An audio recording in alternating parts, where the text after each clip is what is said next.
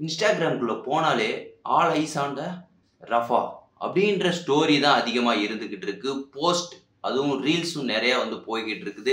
Stop the வார் அப்படின்னு சொல்லிக்கிட்டு இருக்காங்க. எதனால் என்ன நடந்துக்கிட்டு இருக்கு ராஃபால?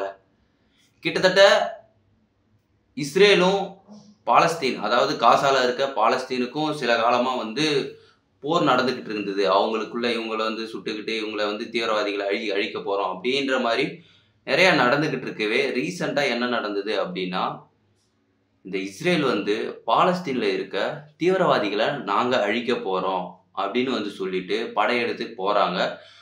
அவங்கள அங்கே தேடிட்டு இருக்கப்போ அங்கே இருக்க பொதுமக்கள் அவங்கள இப்போது இந்த இடத்துல பாலஸ்தீனில் இருக்காங்க அப்படின்னா நீங்கள் அங்கேருந்து காசாவுக்கு போங்க அந்த மாதிரி சொல்லியிருக்காங்க. காசாவில் இருந்துட்டு அங்கேருந்து இப்படி போங்க, இந்த பக்கம் போங்க, அவங்க இங்கே இல்லை இப்படி இப்படி அலக்கழிக்கப்படுறாங்க. அதுக்கப்புறமா இவங்க இந்த பக்கம் வந்தால் எகிப்து.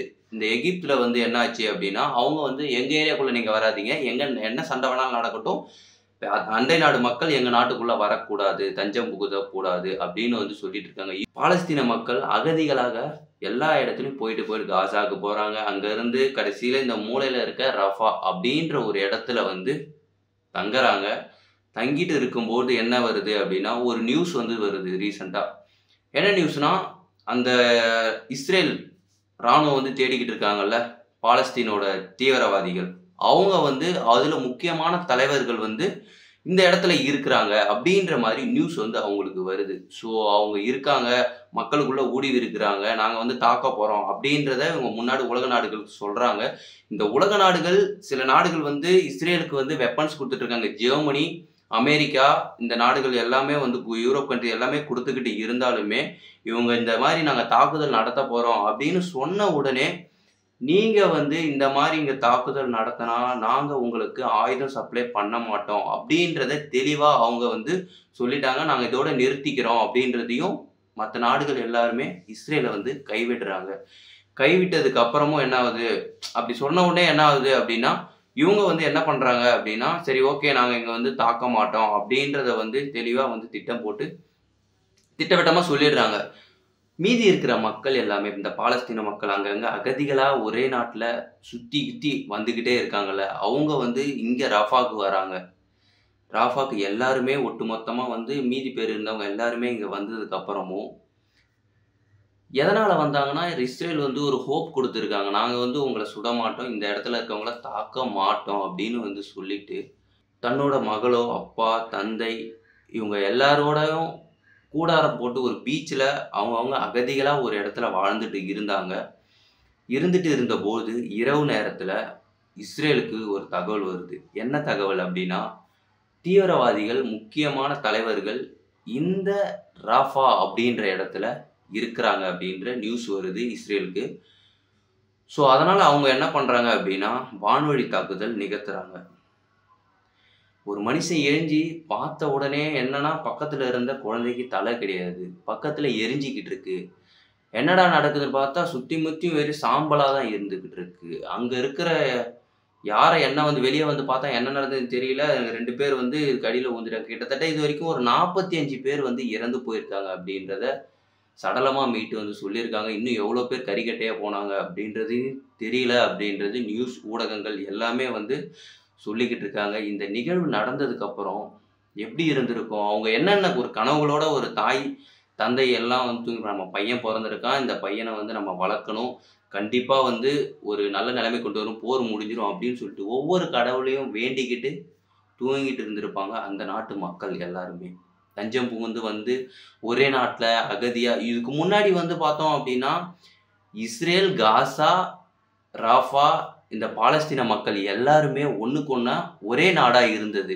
இவங்க இதுக்கு முன்னாடி சீனா கூட ஒன்றா இருந்திருக்காங்க. அதுக்கப்புறமா தான் சீனாலேருந்து தனியாக பிரிஞ்சு வந்தது இஸ்ரேல். இஸ்ரேல்லேருந்து பிரிஞ்சது தான் பாலஸ்தீன், இந்த ராஃபா, காசா இது எல்லாமே. ஆனால் இன்னைக்கு இவங்களுக்குள்ளேயே அடிச்சுக்கிறாங்க. எவ்வளோ கனவுகளோடு அந்த நாட்டு மக்கள் இருந்திருப்பாங்க. பொதுமக்கள் என்ன பண்ணாங்க, நீங்கள் தீவிரவாதியை அழிக்கணும் அப்படின்னா அதுக்கு பொதுமக்கள் பலியாடா?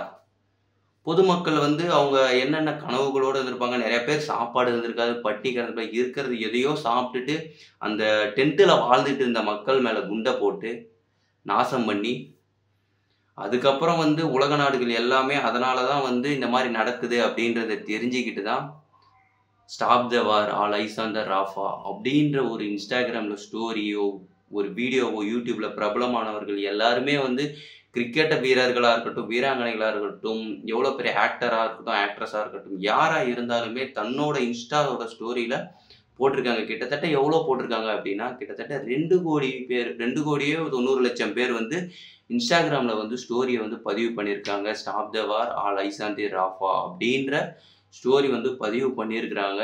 உலக நாடுகள் இதை கண்டிப்பாக திரும்பி பார்க்கணும். இது திரும்ப திரும்ப கண்டினியூவாக நடந்துக்கிட்டு இருக்கு அப்படின்னா இன்னுமே நடந்துக்கிட்டு தான் இருந்துக்கிட்டு இருக்கு. நீங்கள் இந்த வீடியோ பார்த்துக்கிட்டு இருக்க நேரத்துலையும் அங்கே யாரோ ஒருத்தவங்க செத்துக்கிட்டு தான் இருக்காங்க. இஸ்ரேலோட தாக்குதலில் அந்த பாலஸ்தீன பொதுமக்கள் செத்துக்கிட்டு தான் இருக்காங்க. இந்த பாலஸ்தீன தீவிரவாதிகளும் வந்து இவங்கள தாக்குறாங்க, இவங்க பதிலுக்கு தாக்கிட்டு இருக்காங்க. நடுவில் இருக்க பொதுமக்கள் என்ன ஆகணும்? அவங்க எங்கேயோ அவங்க நினச்சிருக்கலாம், நீங்கள் இந்த மாதிரி நடந்துக்கிட்டு இருக்கு, நம்மளோட குழந்தைய வேற ஒரு நாட்டுக்கு அவங்க சின்ன வயசில் கொடுத்துருந்தா கூட சரி, எடுத்துகிட்டு போய் தான் அங்கே இருக்கிற கடவுளை கும்பிட்டுட்டு அங்கே இருக்கிற நாட்டுக்கு விசுவாசமாக வாழ்ந்துட்டு இருந்திருப்பாங்க. அந்த குழந்தை ஒரு இன்ஜினியராகவோ, ஒரு சயின்டிஸ்டாவோ, ஒரு நாசால வேலை பார்க்குறதாவோ, ஒரு டாக்டராகவோ என்ன வேணாலும் ஆகிருக்கலாம். கனவுகள் எல்லாமே வந்து சிதைஞ்சு போச்சு. இப்போ அந்த நாட்டு மக்களில் இன்னும் கொஞ்சம் கொஞ்சம் பேர் ஏதோ இருந்துக்கிட்டு இருக்காங்க. அவங்களும் வந்து ஒட்டுமொத்தமாக வந்து போகிறாங்க. அதை வந்து தடுக்கணும் அப்படின்ற நோக்கத்துக்காக தான் நிறையா பேர் வந்து ஹியூமனிட்டியை வந்து வெளிப்படுத்துறது தான் இந்த ஸ்டோரி போடுறது. காப்பாற்றுங்க, அவங்கள வந்து ஸ்டாப் பண்ணுங்க, உலக நாடுகளுக்கு இது எல்லாமே தெரிய வரணும் அப்படின்ற நோக்கத்தினால தான் எல்லாருமே இதை வந்து தொடர்ந்து வந்து பகிர்ந்துக்கிட்டு இருக்காங்க. எவ்வளோ குழந்தைகள், எவ்வளோ கர்ப்பிணி பெண்கள் இருந்திருப்பாங்க. அதெல்லாம் நினைச்சாலே ரொம்ப கஷ்டமாக இருக்குது. தன்னோட நினைக்கிறதே ரொம்ப கஷ்டமாக இருக்குது. எப்படி நமக்கு நம்ம வந்து இதை பற்றி பேசுகிறோம், இந்த வீடியோ பற்றி பேசுகிறோம். இது பேசும்போதே வந்து நமக்கு வார்த்தையே வர மாட்டேங்குது, கண்ணீர் தான் வருது. எப்படிடா அது அவங்களுக்குள்ள எப்படி இருந்திருக்கும் அந்த மொமெண்ட்? வந்து நைட்டு என்னென்ன கனவுகளோடு நாளைக்கு வந்து நம்ம பசங்களை வந்து ஒரு நல்ல இடத்துக்கு கொண்டு போகலாம், ஒரு மேலே கொண்டு வரலாம், இந்த போர்லாம் முடிஞ்சிடும் அப்படின்ற மைண்ட் செட் ஒரு தந்தைக்கு தாய்க்கு வந்து கண்டிப்பாக இருந்திருக்கும். நம்ம எங்கேயாவது இல்லை வேறு நாட்டுக்காவது தப்பிச்சு போயாவது நம்ம பிழைச்சிக்கலாம், நம்ம குழந்தைய காப்பாற்றிக்கலாம் அப்படின்ற மைண்ட் செட் கண்டிப்பாக வந்து எல்லாருக்குமே இருந்திருக்கும். அது எல்லாமே இப்போ வந்து சிதைஞ்சு போச்சு. கிட்டத்தட்ட 45 பேர் மட்டும்தான் பலியாக இருக்காங்க அப்படின்றது அஃபிஷியல் நியூஸ் வருது. இன்னும் எவ்வளோ பேர் பலியாக இருக்காங்க அப்படின்னு தெரியல. கண்டிப்பாக இது நாளைக்கு கூட நமக்கு கூட நடக்கலாம், எங்கே வேணாலும் நடக்கலாம். இதுக்கு முன்னாடி சிரியாவில் நடந்தது, எல்லா இடத்துலையும் நடந்துக்கிட்டே தான் இருக்குது. இதுக்கு ஒரு எண்டே இல்லையா? உலக நாடுகள்லாம் என்ன பண்ணிக்கிட்டு இருக்காங்க அப்படின்னு வந்து தெரியல. கேட்டால் வந்து இவன்கிட்ட அணு ஆயுதம் இருக்குது, இவன் வந்து இவனை கொன்னா, இவன் வந்து அவனை கொன்னா. யார் கண்ட்ரோல் எடுக்கிறது? இது எல்லாமே நம்மளால முடிஞ்ச ஒவ்வொரு மக்களோட, ஒவ்வொரு மனிதனோட கடமை என்னன்னா, எங்கேயோ ஒரு இடத்துல ஏதாவது ஒரு பிரச்சனை நடக்குதுன்னா கண்டிப்பாக நம்ம குரல் கொடுக்கணும், கண்டிப்பாக வந்து பேசணும். இதை பற்றி நான் கண்டிப்பாக பேசியே ஆகணும் அப்படின்ற ஒரு நோக்கத்தினால தான் இந்த வீடியோவை நான் இன்னைக்கு டாபிக் எடுத்து கண்டிப்பாக வந்து நம்மளும் பேசணும். ஒவ்வொரு மனுஷனும் வந்து ஸ்டோரி வைக்கணும். இது நம்ம ஒரு மனுஷன் வச்சா ஸ்டோரி வச்சா அது எல்லாம் மாறிடுமா கேட்டால் கண்டிப்பாக ஒரு மனுஷன் வச்சா மாறாது.